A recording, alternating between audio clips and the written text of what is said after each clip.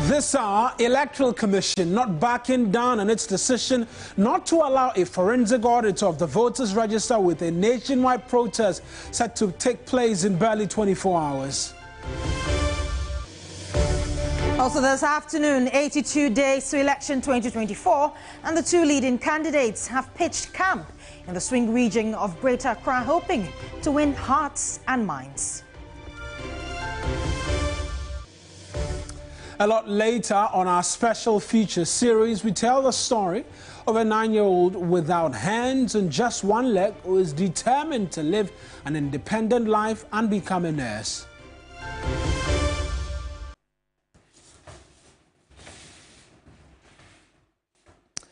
Hello there, good afternoon to you. Welcome to the start of a new Monday and a new week.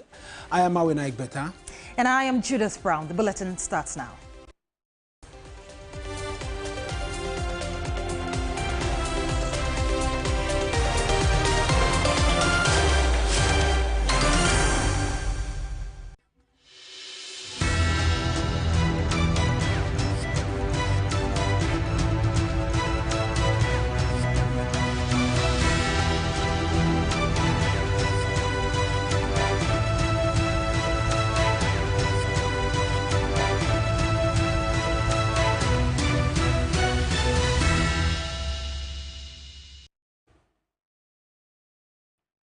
And we start from the big protest set to take place barely 24 hours. The Electoral Commission is not backing down in its decision not to allow an independent forensic audit of Ghana's electoral roll. The opposition NDC maintains the register contains significant errors that have the potential to affect the credibility of the polls. The party is leading a nationwide protest to press home this demand. More for you shortly, but first let's look at the issues surrounding the register which have come up so far and the response from the EC. First, these are the concerns that have been brought about. They talk about missing names, also misplaced qualified voters, and they say that individuals who are qualified to vote but have been wrongly placed on the exception list or the multiple lists. They also talk about unremoved disqualified voters, which has to do with persons who are disqualified due to multiple registrations or successful challenges but remain on the main provisional voters register. And then there's also the challenge of unauthorized transfers. Well, what are the EC's findings from this particular issue? And they talk about voter transfers, which were effected for 38 individuals using the credentials of an Electoral Commission official. They also say photos of voters from the voter ID cards were used for facial verification and to effect the transfers. Now, the new measures and further actions as regards to this particular issue, liveliness checks and introduced in the verification process to ensure that the biometric data being captured is from a live, present human being and not from a spoofed source such as a photograph. They also say that this has since been built into the system to prevent any such further occurrence.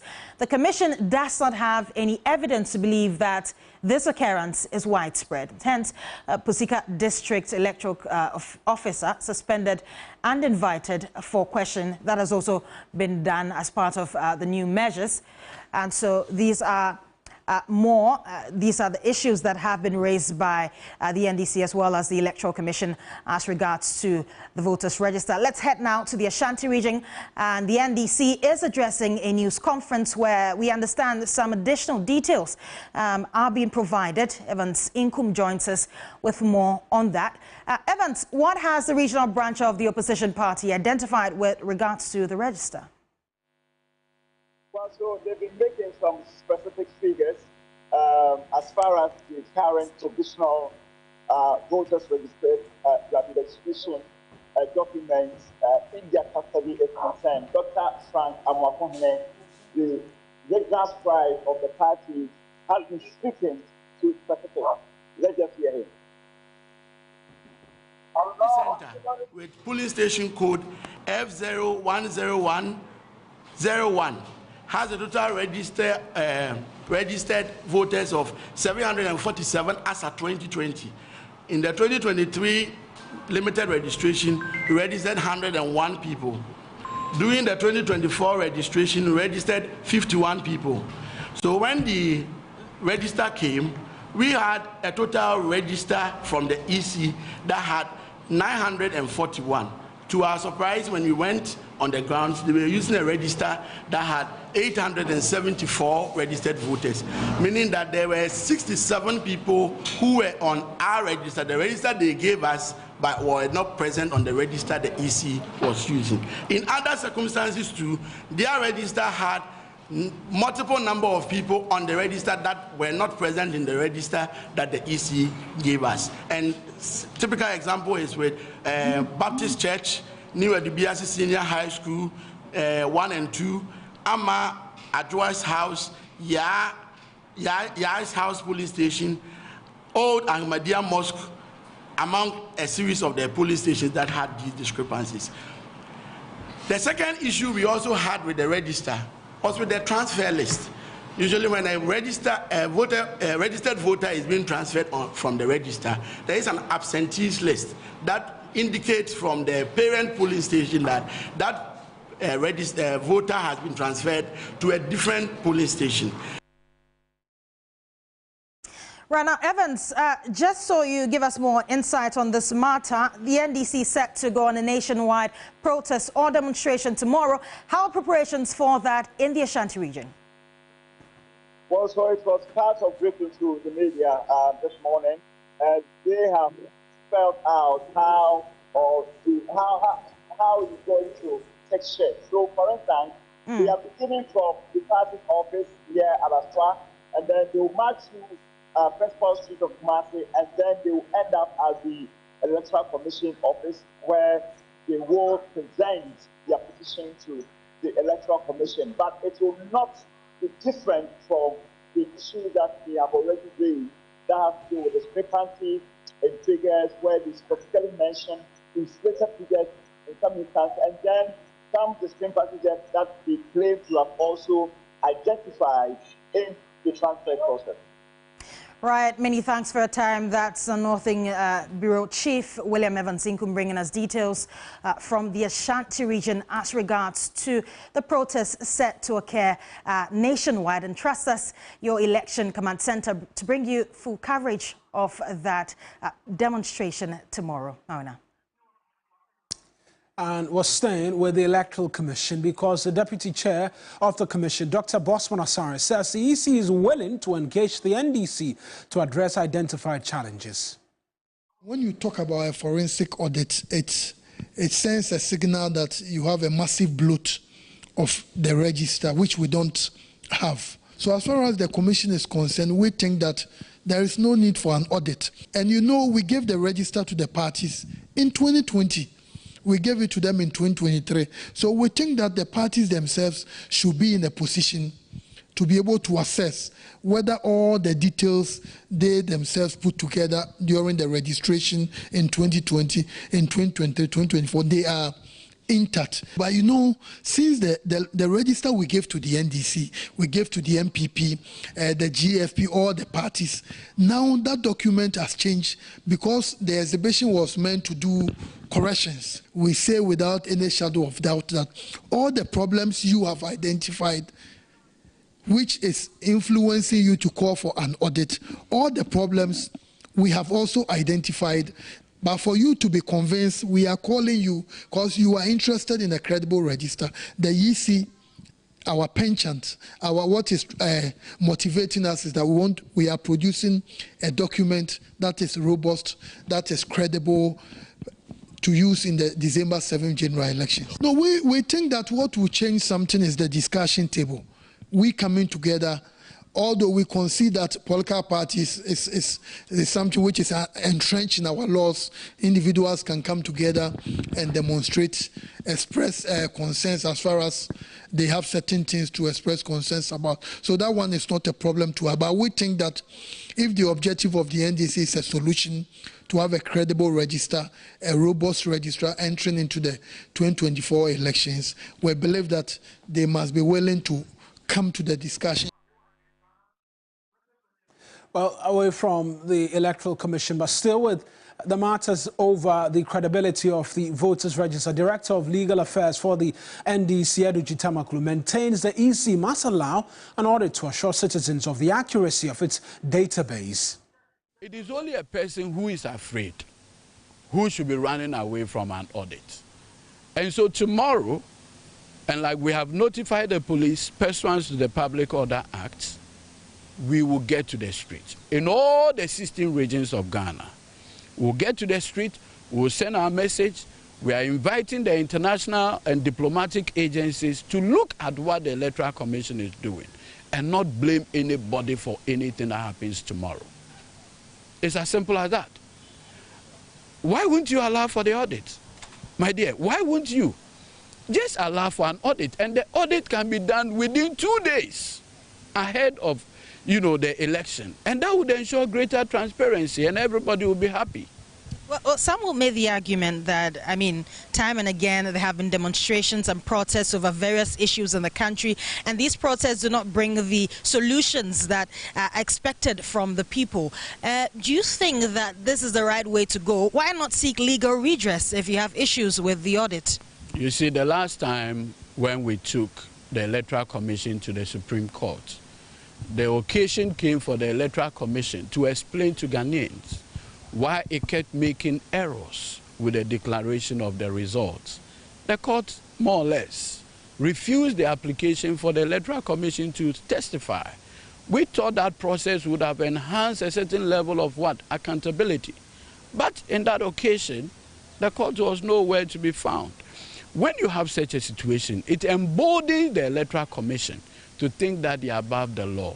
What else are citizens left with than to go on the street to protest? Because the court won't give you the outcome.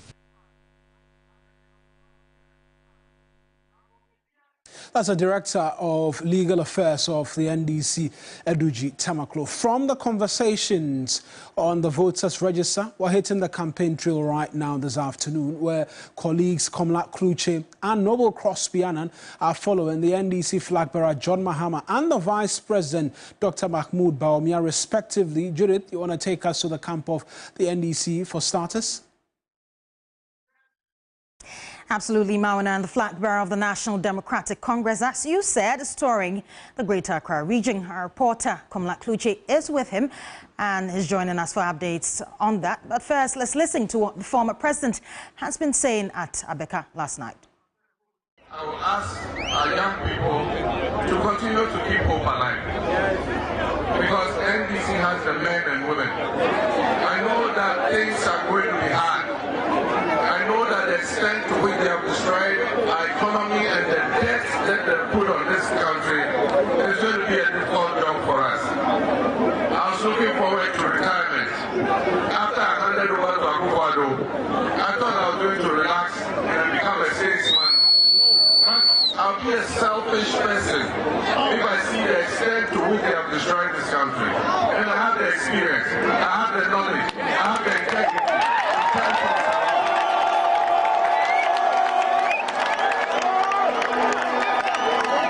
And then I sit at home and I say I will not offer myself to come and use that experience to turn this country around for my children, for Sharaf, for Sharif, for Farida. I'll be a very selfish person to do that. For the youth of this country, those of you I see, we're going to work together and we're going to put Ghana back on their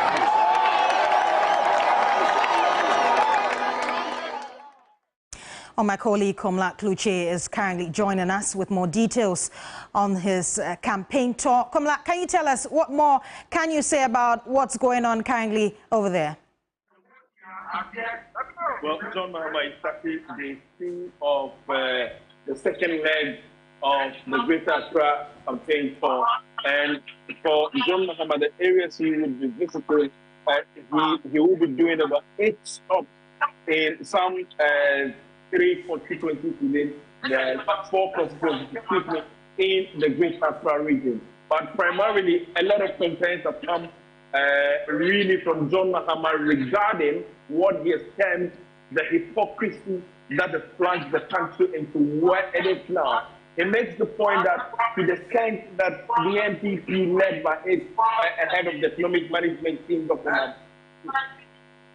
Bawumia, has been able to plunge the country into the chaos it is now, but moves from one church to one mosque to one shrine, and the various leaders of the mosque and then the churches and the shrines keep on heaping praises on him and are not able to call him to order, and they are not able to stick to the truth. It's a worry for the country. What is black is black and must be stated rightly so, same as if it is white. He also makes the point that, yes, of course, the issue of the voters register, yes, it has come of concern and he's expecting voices of conscience. And he says that because of the issue the MPP is been able to take the country into, the issues of corruption and all that, that the fact that people who were speaking against the ills of the then NDC administration have been silent all of a sudden, but he is daring them not to go for any drugs or any medication if the NDC wins power from the people, and that they must be able to stick to what is the truth, because it is the fortune of such people that has been able to plunge the country into what it is now. But today, John Mahama is going to be engaging now. He is almost here at a Ciceri School Park, where he will be having a community engagement. Shortly after this, he will be having another meeting with the chief. Then he will go to other constituencies, all moving from one space to the other, telling the message of the NDC that gives hope to the people as they have described it, and also a means to reset the country. He said he's very optimistic that with the responses he's getting from the people, especially the younger generation and youth, is confident that victory will be that of the NDC when it comes to the polls. Right, let's take a listen to the flag bearer of the NDC, John Dramani Mahama, talking about the NPP flag bearer, Dr. Bawumia, touring some religious institutions. Menameka, anka saa kata se share ne proya akoso ewo MPP abamu. Anka ye NDC abaya. Anka by now soldier for etu ya by ne fi ho. Menameka no kra na meka chemo. Kata se share ne proye ene ewisem ene kronobo akoso ewo Bawumia ne Akufo-Addo abamu. Anka ye NDC ene koso ewo NDC abamu a anka say ye two abainegu. Many thanks for your time. That was my colleague Komla Kluche bringing us details of John Dramani Mahama's campaign tour. Let's head to the camp of the MPP now, and in a quest to overturn the fortunes of the MPP, flag bearer of the MPP, Dr. Mahmoud Bawumia, is leaving no stone unturned. Dr. Bawumia is this afternoon giving his Greater Accra regional tour another push as he visits the Amasaman, Ayawaso North and Ayawaso East constituencies, trumpeting the achievements of the MPP. Dr. Bawumia is asking electorates to vote for him and the MPP come December 7. Reporter Noble Crosby-Annan is with Dr. Bawumia and joins us live with details on his tour. Crosby, tell us where Dr. Bawumia is currently and what has he been saying? Right, Judith. So at the moment, the Dr. Bawumia campaign team is in Amasaman, and right behind me is the International Gospel Church ICGC Shalom Temple. That's where Dr. Bawumia is meeting with some party faithful. What he's doing right now is he's giving them the opportunity to ask him some few questions or some concerns they have. Then the Vice President and flag bearer of the MPP will use another opportunity to address the concerns that will be raised inside. Now, the Vice President has come here after initial meet and greet sessions at the Ajin Kotoku market, also in the Amasaman constituency. He also visited the Amasaman market to meet and interact with a few of party supporters who are traders who are along the road, engaging them, briefly before he made his way here. Now, what the Vice President and the flag bearer of the NPP will do after he lives here is to have another meet and greet session before he visits the Nsakina community. Now, he's also expected to engage with some party faithful in a community connect, in a Bawumia community connect engagement, just like what is happening here at the ICGC Shalom Temple. After that, then he'll make his way to the other constituencies. I'm talking about the Ayawasu North and the Ayawasu East constituencies, all in the Greater Accra region, Judith. Right, many thanks for your time. That's my colleague Noble Crosby Annan. He has been giving us details on Dr. Mahmoud Bawumia's campaign tour in the Greater Accra region. It's now time for By the Numbers.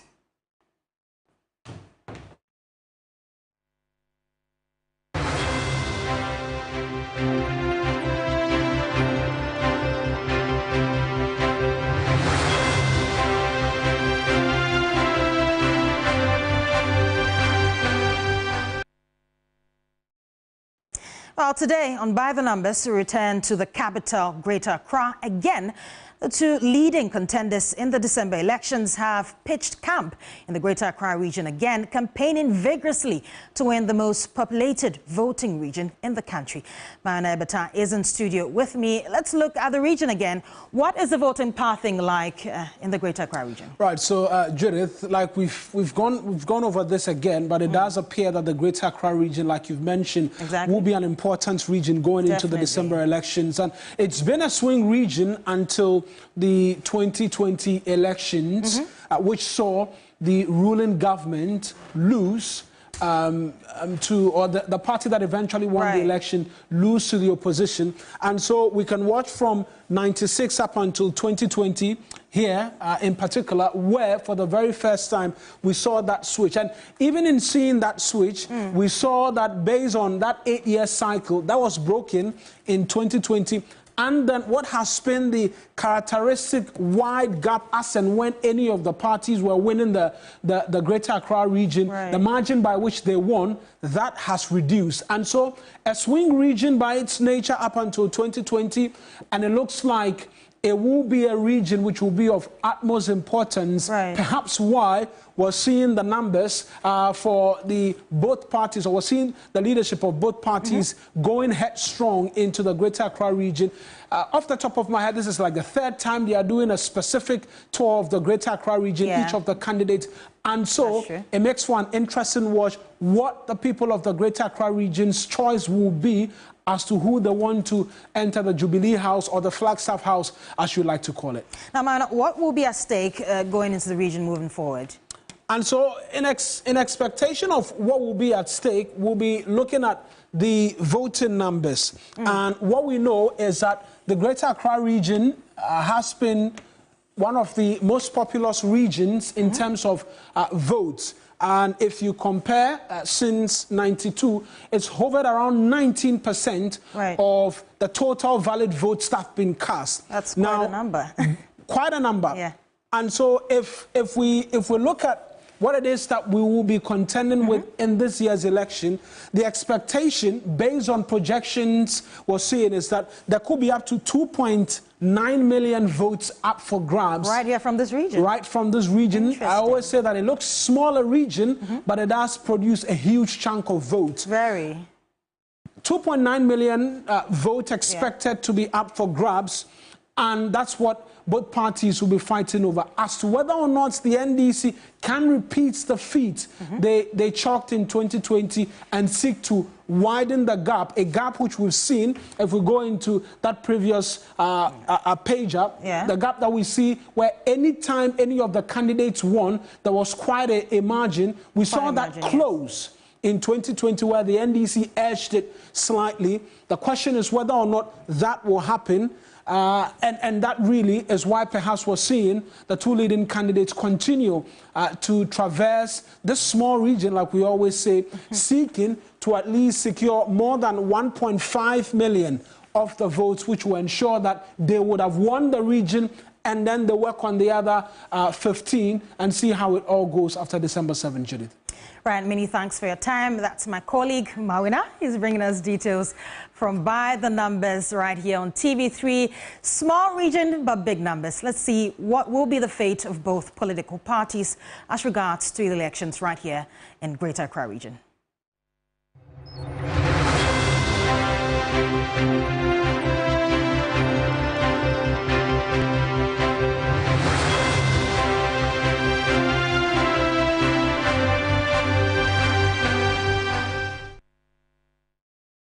Well, that's it for By the Numbers, but we're going for a short break. We'll be back with more stories from the regions.